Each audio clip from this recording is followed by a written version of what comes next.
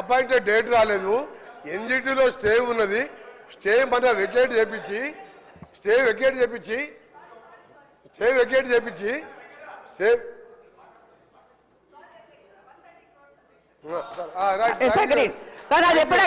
ఎప్పుడు చేస్తున్నారు సార్ అది చెప్పాలి అధ్యక్ష మీ ద్వారా ఒకటి అడుగుతున్నా. బిఫోర్ ఎలక్షన్స్ ల్యాండ్ అక్విజిషన్ చేసినాం కదా అధ్యక్ష, అది నేను క్లారిఫికేషన్ అడుగుతున్నాను. అప్పటి నుండి జరుగుతుంది కదా, ఎన్జిటీలో కేసు ఏమైందని సూటిగా అడుగుతున్నాను అధ్యక్ష. 240 కోట్లే శాంక్షన్ రోడ్కి, 130 కోట్లు ల్యాండ్ అక్విజిషన్ చేసుకున్నాము, అది కరెక్ట్ అధ్యక్ష, అయిపోయింది కంప్లీట్. కానీ ఎప్పటి నుండి ఎప్పుడు వెకెట్ అవుతుంది ఎన్జిటీలో మాత్రమే అడుగుతున్నాను అధ్యక్ష. ఎన్జిటీలో క్లియర్ అయింది. 28/11 రోజు అపాయింటెడ్ డేట్ ఇచ్చిండ్రు. 29th రోజు ఈ 29 మొన్న నవంబర్ మొబైలైజేషన్ వర్క్ స్టార్ట్ అయింది. వారు అదే జిల్లా వారు ఇప్పుడు పోయి చూసుకోవచ్చు వర్క్ నడుస్తుందా లేదా. మీరు ఎప్పుడు కూడా వాస్తవాలు ఒప్పుకోవాలి. గట్కేసర్ ఫ్లైఓవర్ 7 ఏళ్ళు అయింది. మీ సంగతి చెప్పాలంటే ఒక రోజంతా పడుతుంది అధ్యక్ష, ఒక రోజంతా పడుతుంది. అన్ని అబద్ధాలే.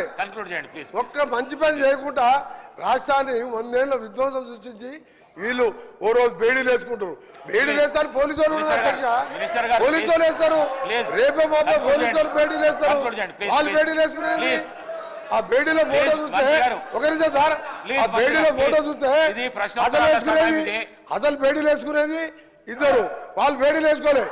అమాయకులకు బేడీలు బేడీలు వేస్తానికి రేపు మాప పోలీసు వాళ్ళు వస్తారు, బేడీలు వేసుకొని తీసుకుపోతారు.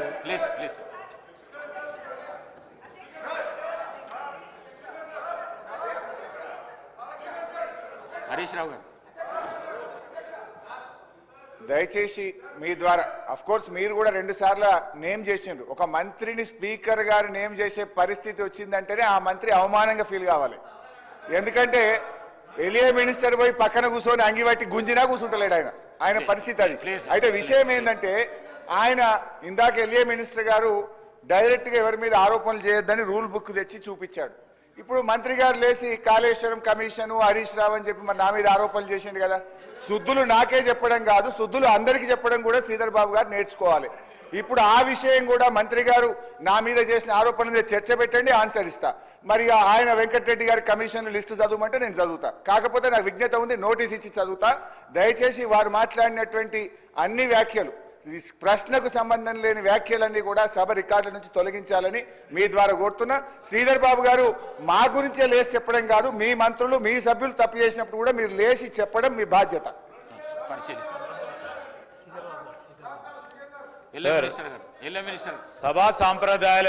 సభా సాంప్రదాయాలకు సంబంధించి రూల్స్ ప్రొసీజర్కి సంబంధించిన అంశం విషయంలో మేము వారికి కూడా తెలియజేస్తామని అధ్యక్ష. ఎవరైనా రూల్స్కి కానీ ప్రొసీజర్స్ కానీ కన్వెన్షన్స్ కానీ విరుద్ధంగా పోతే తప్పకుండా మీరు వారిపైన చర్య తీసుకునే అధికారం ఉంది. ఎవరు అయినా కూడా అస్పర్షన్ చేసినా తప్పకుండా రికార్డులను తొలగించండి అధ్యక్ష. మేము కూడా ఖచ్చితంగా కూడా దానిపైన నిలబడతాం. ఎందుకంటే సభా సాంప్రదాయాలను పాటించాలి, డెమోక్రటిక్ స్పిరిట్తోనే ముందుకు వెళ్తామని నేను గౌరవ సభ్యులు హరీష్ రావు గారికి కూడా తెలియజేస్తాను.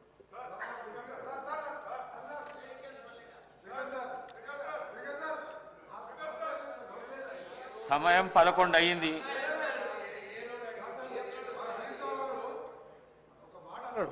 దానికి ఒక్కటే సమాధానం చెప్ప ఆయన ప్రతిపక్ష నాయకుడు మాట్లాడేవాళ్ళని ఈ పిల్లలతో ఏం మాట్లాడతాను సార్?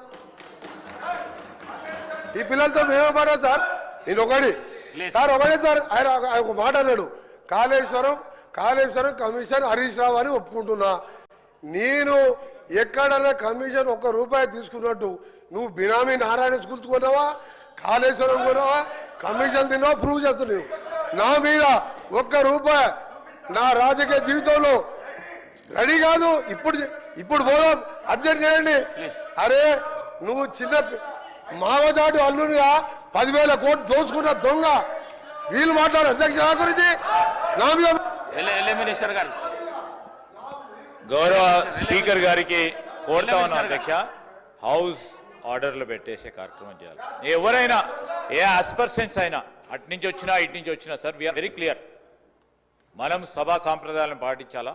డెఫినెట్లీ ఎవరిపైన ఎవరు ఆరోపణలు చేసినా దానికి సంబంధించి మీరు రూల్స్ ప్రకారం రూల్స్ ప్రకారం ఏ విధంగా మీరు చర్య తీసుకోవాలనో ఏ విధమైన స్టెప్స్ తీసుకోవాలనో తప్పకుండా చేయండి అధ్యక్ష. We are very clear, we are very open.